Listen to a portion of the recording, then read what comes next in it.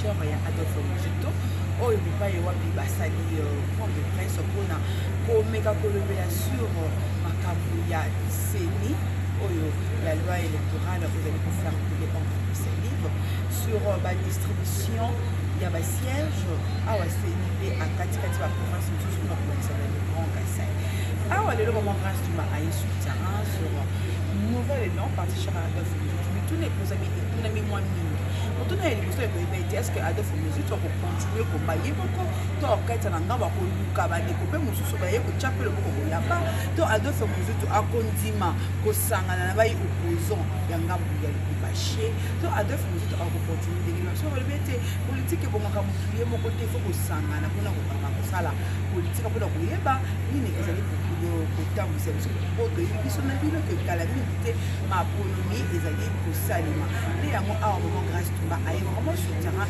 mpona kozwa vraiment mituna na bino toyeba ete Adolphe Muzito akosama na baninga to akozala toujours kaka ye moko aokende tikuna mais soki Adolphe Muzito akende ti ye moko tina mapono est ce que ana chance ya kolonga soki Adolphe Muzito aintimi kocontinue komba ye moko est ce que ana chance ya kozwa badepute ebele awa Denis Kadima alobi balinga il y aura toujours des élections malgré que bakarte yango bafoute ezolungwa bakombo ezolungwa mais quand même on tient quand même à avoir des élections crédibles et transparentes na mois ya décembre awa na République démocratique est-ce que Adolphe Muzito il se prépare déjà en conséquence oyo ezali kozela ye na décembre soyez toujours branchés sur Timania Télévision pour rien rater au président de l'Assemblée nationale.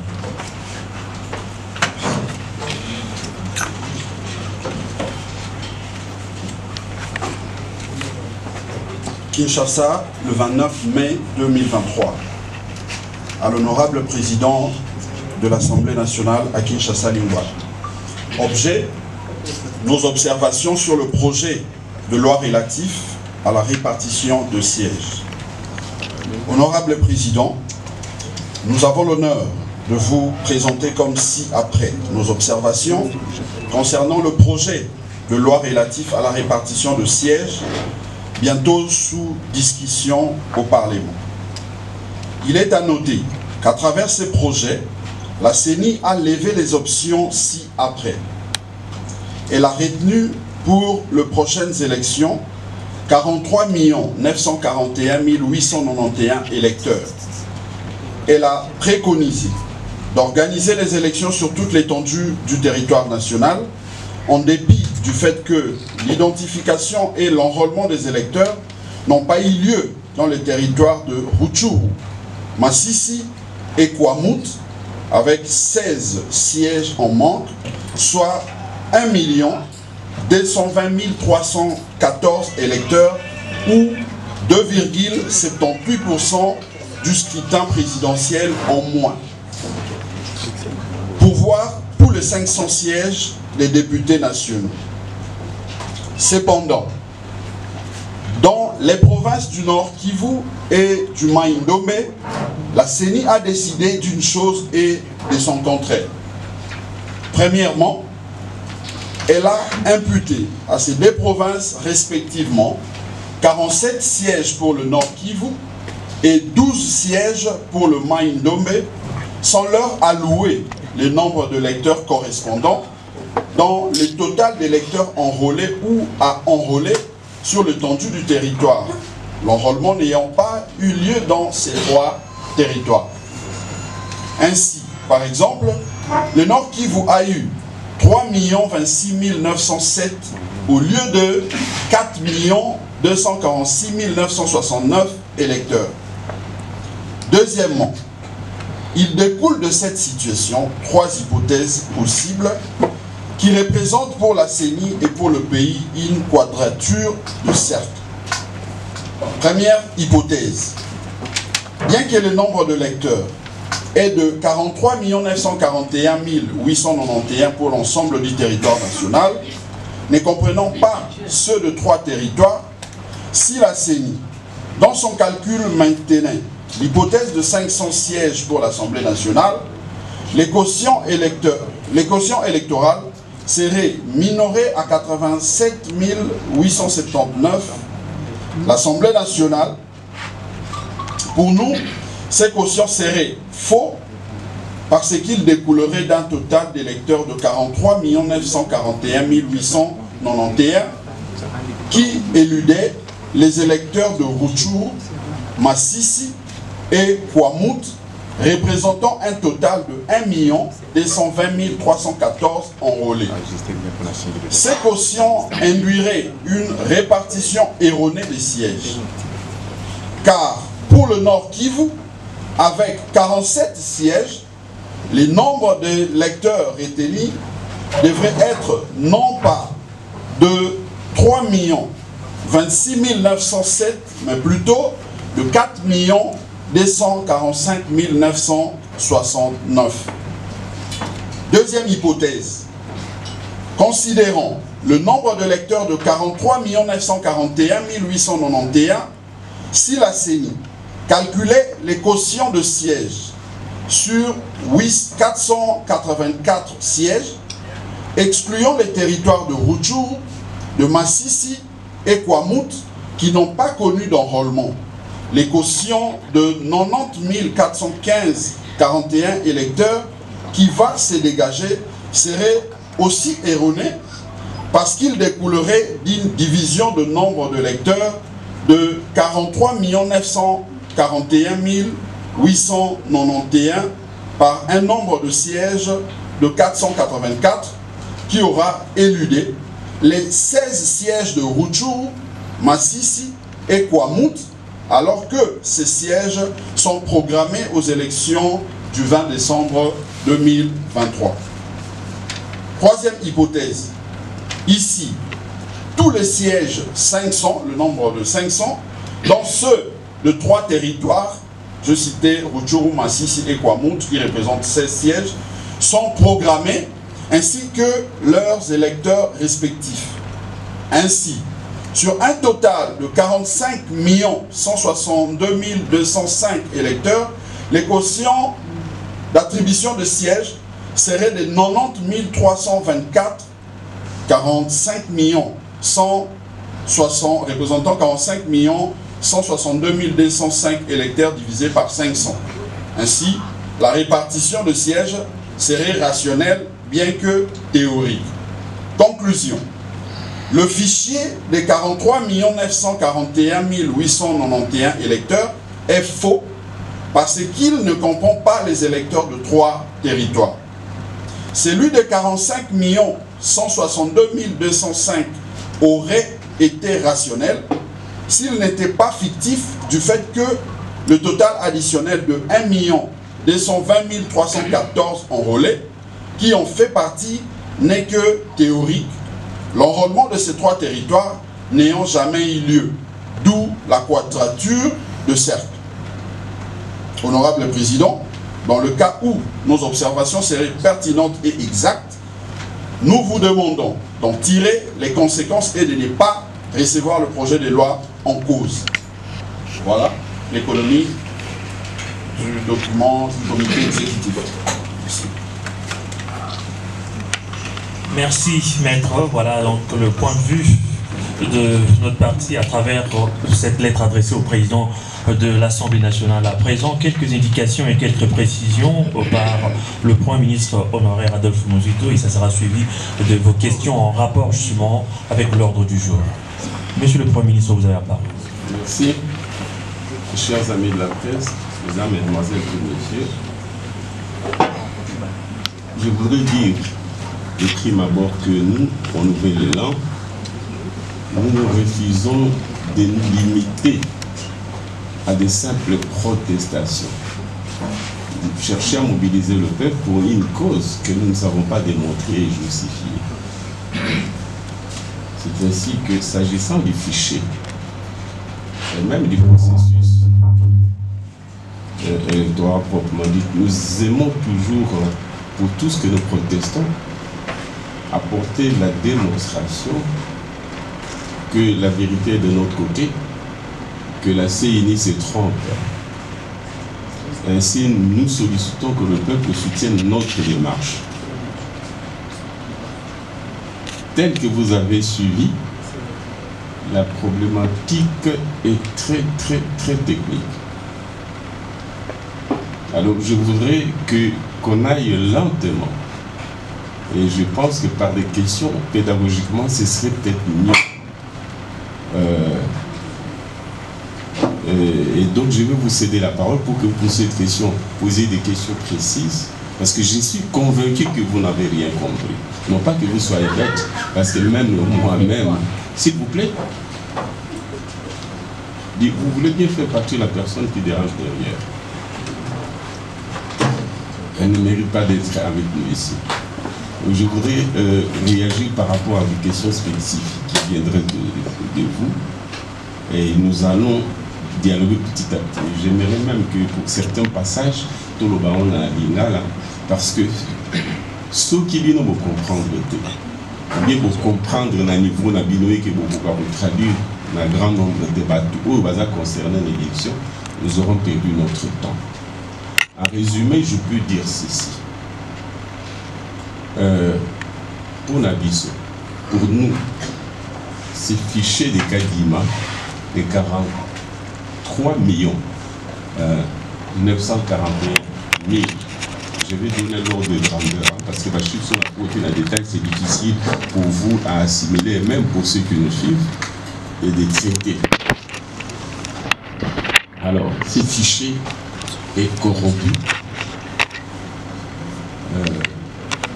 mais aussi il est provisoire, me semble-t-il.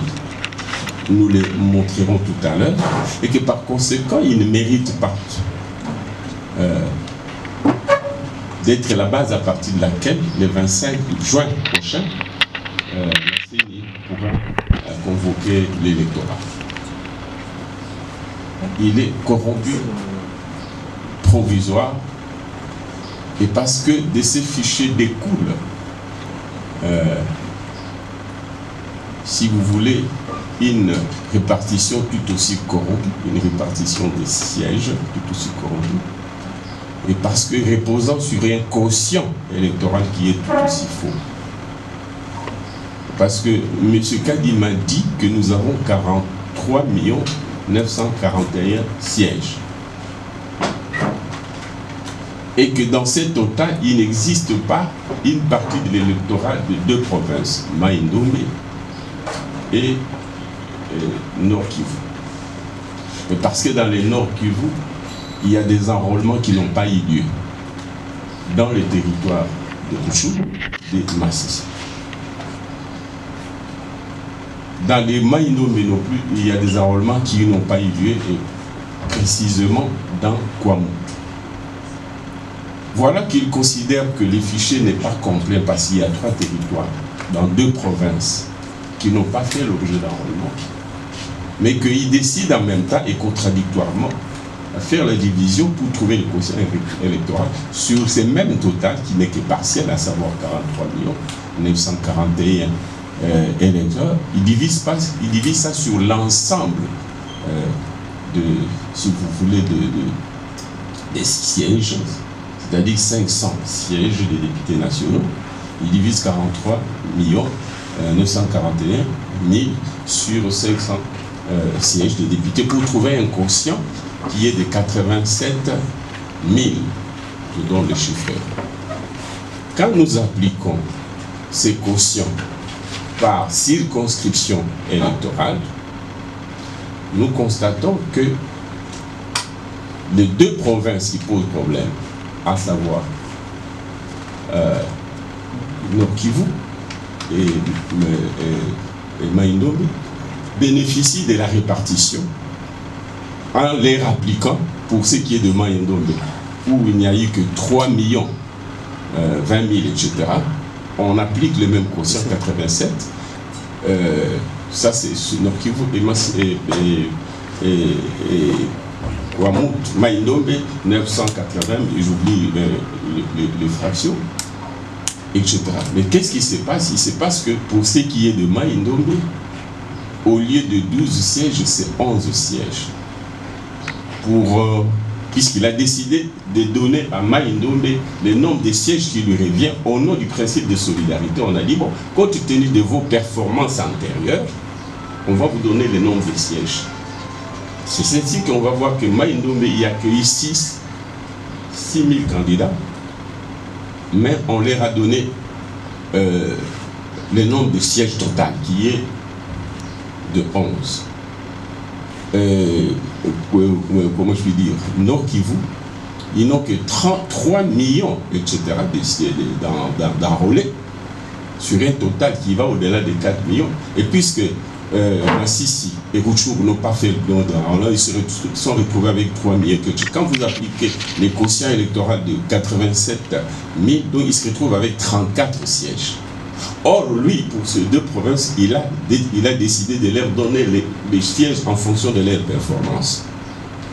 Alors, au lieu de 34, qui revient au Nord Kivu, on lui a donné 47.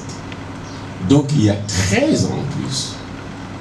Même chose pour Mai-Ndombe, on lui a donné un siège en plus alors qu'il n'a que 6 000 enrôlés. Vous savez pourquoi il n'a que 6 000 enrôlés? Vous savez aussi pourquoi le Nord Kivu a un nombre inférieur au nombre qui lui est dû en ce qui concerne l'enrôlement, parce que l'enrôlement l'a dit. Mais on a tenu au nom de la solidarité et du principe de ce que tout le monde doit participer aux élections pour leur donner des sièges pour lesquels ils n'ont pas d'enrôlés. Et en les faisant, ils voulaient les faire en prélevant chez les autres provinces. On va vous citer le nom tout à l'heure quand vous aurez posé une question. De sorte qu'on se retrouve devant une répartition des sièges qui est tronquée. Parce qu'on donne à des provinces pour lesquelles on n'a pas fait de rentrement. On leur donne autant de sièges qu'ils en avaient réalisé en son temps quand l'enrôlement avait eu lieu. Et comme si l'enrôlement avait eu lieu. Il s'agit de, comme je l'ai dit, Nord Kivu ainsi que les Mai-Ndombe. Maintenant, en même temps, ils ajoutent en disant qu'on leur a donné par solidarité en prenant chez les autres, dont les nombres de sièges ont été revus à la baisse, arbitrairement. En attendant, quand on va en faire l'enrôlement, et on va à ce moment-là se retrouver devant, si on enrôle dans les Sud Kivu, dans les deux territoires du Sud Kivu, on enrôle en mode complémentairement, il y aura, qu'on a estimé plus ou moins à 1 200 000 d'enrôlés qui vont s'ajouter au nombre de 43 millions. Donc, en d'autres termes, le nombre d'enrôlés ou d'électeurs va augmenter. Les quotients électoraux, par conséquent, parce qu'on va toujours diviser par 500, les quotients électoraux vont augmenter. Et quand nous allons l'appliquer sur les anciennes des provinces qui, à ces jours, ont vu leur quota diminuer, leur nombre de sièges diminuer, parce qu'imputé aux deux provinces qui n'ont pas fait l'objet d'enrôlement, donc nous nous retrouverons devant un autre siège, plutôt un autre fichier. Nous nous retrouverons devant un autre quotient électoral et nous nous retrouverons devant une autre répartition des sièges. En d'autres termes, l'actuel n'est que provisoire pour les raisons que je viens d'indiquer, et que par conséquent, on ne peut pas inviter ou convoquer les électeurs pour un fichier qui est, si vous voulez, partiel ou provisoire, alors qu'on devrait attendre un autre le moment venu parce que l'enrôlement aura lieu. C'est pourquoi nous disons on ne peut pas le 25 juin inviter les corps électoraux pour un fichier qui est partiel, pour ne pas dire provisoire, parce que le fichier définitif sera différent, parce qu'il verra il aura un nombre d'électeurs plus élevé, il aura un quotient différent, et que par conséquent aussi la répartition des sièges sera différente. Et donc voilà, nous sommes devant en perspective un fichier autre que celui d'aujourd'hui qui est partiel, corrompu et qui est provisoire. Voilà un peu la problématique, comment nous la posons, et nous sommes à votre disposition pour des questions précises. Voilà, vous avez donc compris que les sujets et questions des confrères, une question par journaliste, confrère ou consoeur, une question, et soyez surtout précis, restez dans le cadre de notre ordre du jour. Voilà. Il y a le micro ici. Venez ici pour votre question. Sans en proposer le vrai, qu'est-ce que vous proposez à la place? Parce qu'on se retrouve devant un fichier corrompu, avec tout ce que vous avez dénoncé comme irrégularité lors des opérations d'identification et enrôlement des électeurs. Et puis la deuxième question concernant le financement du processus électoral. Nous avons suivi le président président de la CENI qui parlait de plus de 600 millions de dollars déjà reçus du gouvernement, alors que la CENI en veut encore 500 millions supplémentaires pour tenir les opérations électorales. Est-ce que vous pensez qu'avec ces facteurs et tant d'autres paramètres, il est encore possible de tenir les élections d'ici décembre? Merci. Merci, parce que le gouvernement sera en mesure de couvrir la différence qui est nécessaire pour terminer le processus. Il y a deux problèmes ici. Il y a deux problèmes ici. Le premier problème, c'est les rythmes des décaissements par rapport au rythme des besoins. Même si le gouvernement avait l'argent, c'est dont je doute. Le problème, c'est qu'il faut que l'argent soit prêt avant longtemps. Or, 600 millions, 500 millions, d'abord, il faut apurer les arriérés vis-à-vis de frais de mission et autres salaires du personnel de la CENI. Ils ont des arriérés. Deuxièmement, il faut financer les équipements ou les matériels sensibles. Il faut décaisser l'argent longtemps avant pour que les étapes qui couvrent d'abord la passation de marché, les transferts d'équipement, plutôt la passation de marché, les transferts de matériel ici au pays et les dispatching à travers le temps, qu'on ait le temps pour se faire. Il ne faudrait pas que l'argent soit disponible, mais soit disponible à compte nous, par exemple 100 millions chaque mois. On attendra la fin du processus pour qu'on finisse les décaissements et par conséquent, on n'aura pas réuni les montants essentiels qui peut être autour de 300-400 millions de dollars pour des équipements qui doivent venir longtemps avant pour permettre que le processus commence. Donc il y a les rythmes, un décalage entre les rythmes des besoins, leur surveillance et le rythme des décaissements. Bon, la question fondamentale, c'est que le gouvernement, me semble qu'il n'a pas d'argent, sauf s'il va recourir à la planche à billets, ou s'il doit financer ses opérations aux dépens d'autres dépenses de l'État, dont les salaires, le personnel de l'État de manière générale. Tout simplement parce que pour le mois d'avril, le gouvernement, c'est un mois fiscal, le gouvernement attendait plus ou moins 1,5 milliard de ressources propres, mais je crois qu'ils ont eu un tiers ou un peu plus. Donc ils ont un trou de 800 voire 1 milliard qui ne sont pas entrés pour leur permettre de couvrir leurs besoins mensuels ou trimestriels. Donc ils ont déjà un trou et je ne vois pas comment ils pourront décaisser 500-600 millions en respectant le rythme et les besoins de la CENI. Donc voilà un peu la problématique telle que nous la voyons nous au niveau de la CENI dans ses rapports avec le gouvernement. Bon, en ce qui concerne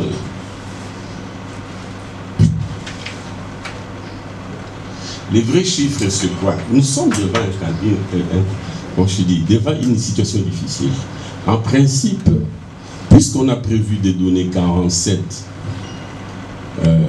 sièges pour le Nord Kivu, ce qui suppose qu'il faut enrôler, ou bien on peut dire que le 47, ça demande combien d'électeurs par rapport aux performances antérieures. Ces chiffres d'électeurs, on devait le mettre dans la base, dans le total de nombre d'enrôlés, au lieu de 43 900 ou 44, j'arrondis. Les millions devaient s'ajouter, donc on devait être plus ou moins à 45 millions. Alors, divisé par les 500, on aurait un quotient qui serait autour de 90 000. Ce moment-là, on appliquerait ces quotients-là sur le nombre d'enrôlés par circonscription pour déterminer le nombre de sièges par circonscription. Et à ce moment-là, on ne serait pas dans l'obligation de réduire le nombre de sièges. On peut continuer de réduire le nombre de sièges pour certaines circonscriptions. Et par conséquent, on pourrait être dans les bons, sauf que les effectifs ainsi imputés prévisionnellement, puisqu'on voulait que toutes les provinces participent, et c'est une très bonne chose. ce moment-là, les coupes qu'on a faites, parce qu'on va peut-être vous donner des indications, les coupes qu'on a faites dans les autres provinces qui ont vu leur siège diminuer, n'auraient plus raison. Et à ce moment-là, on serait devant un nombre de sièges correspondant réellement au nombre d'enrôlés compte tenu du coefficient. À ce moment-là, on allait redresser la situation sur l'ensemble des répartis, sur l'ensemble des provinces ou des circonscriptions. Mais tel qu'on l'a fait avec 43 millions en répartissant à 500 sièges, avec ces quotients-là, on s'est retrouvé devant une situation qui est aujourd'hui difficile. Mais même dans cette hypothèse-là, on mettrait pour les Rutshuru et Masisi, les chiffres correspondants qui leur permettent d'avoir pour les Nord, pour les Sud, qui pour le Rutshuru 70 et pour, comment je puis dire, Masisi, la différence. Et à ce moment-là, la difficulté serait que, bon, ce ne sont que des chiffres indicatifs. Parce que dans la réalité, il faudra enrôler. Il faudra enrôler pour voir les véritables chiffres. Parce que vous ne pouvez pas aller aux élections au profit des gens tout simplement parce qu'on leur a invité le nombre de sièges qui correspond. Encore faut-il qu'ils aient été enrôlés pour participer aux élections chronomatiques. Alors c'est l'enrôlement qui nous donnera le vrai chiffre. Et quand l'enrôlement viendra, s'il donnait un chiffre qui va au-delà, eh bien ça va bouger aussi les nombres d'enrôlés, ça va bouger aussi le nombre des sièges à travers les autres provinces. Donc nous serons toujours devant un fichier qui sera nouveau par rapport à celui d'aujourd'hui ou par rapport à celui qui viendrait, par exemple, si on avait prévisionnellement donné à chacun de ces trois sièges les montants prévisionnels qui lui conviennent par rapport au nombre de sièges qui lui sont, au nombre de sièges qui leur sont invités. Voilà. Merci. Oui. Alors, merci. Merci de la parole. Moi, c'est Moïse Dianichai. Mais est-ce que ce que nous faisons là est bon? C'est ça, ça peut... Oui, Mais qu'est-ce qui se passe alors? Je disais, M. Moïse Dianichai, reporter de 7 sur 7.7. Bon, la première partie de ma question, vous l'avez déjà posée. Ce qui me reste, en fait, c'est de savoir, bon, on connaît le pragmatisme qui a toujours caractérisé chacune des deux sorties. Moi, ce qui me préoccupe maintenant, c'est de savoir, maintenant que... On vous a dit de fermer, monsieur. Ce qui me préoccupe maintenant, c'est de savoir, vous avez été chef du gouvernement dans ce pays, et vous connaissez la réalité de ce pays. Si la CENI a présenté des chiffres peut-être qu'il les a présentés, comme vous préférez les appeler, les considérer de provisoires, si vous étiez, je suppose par exemple, du gouvernement ou de la CENI aujourd'hui, qu'auriez-vous fait compte tenu de la situation actuelle? Nous avons des impératifs sécuritaires qu'on ne peut pas résoudre comme à la baguette magique. Et de l'autre côté, on a aussi des impératifs de convoquer l'électorat parce que si on ne le fait pas, vous êtes de l'opposition, vous serez le premier à pouvoir traiter le gouvernement ou le pouvoir en place, ou même la CENI et tout le monde. À ce jour, par exemple, à ce jour, qu'est-ce que vous auriez souhaité que la CENI fasse, par exemple, parce qu'on doit tenir des élections, mais aussi la sécurité, on ne peut pas la résoudre comme on le souhaite. Voilà. Oui, donc c'est pourquoi je dis nous sommes devant une situation de quadrature de tête. Si une première chose aurait été que je fasse un effort pour que l'enrôlement ait lieu.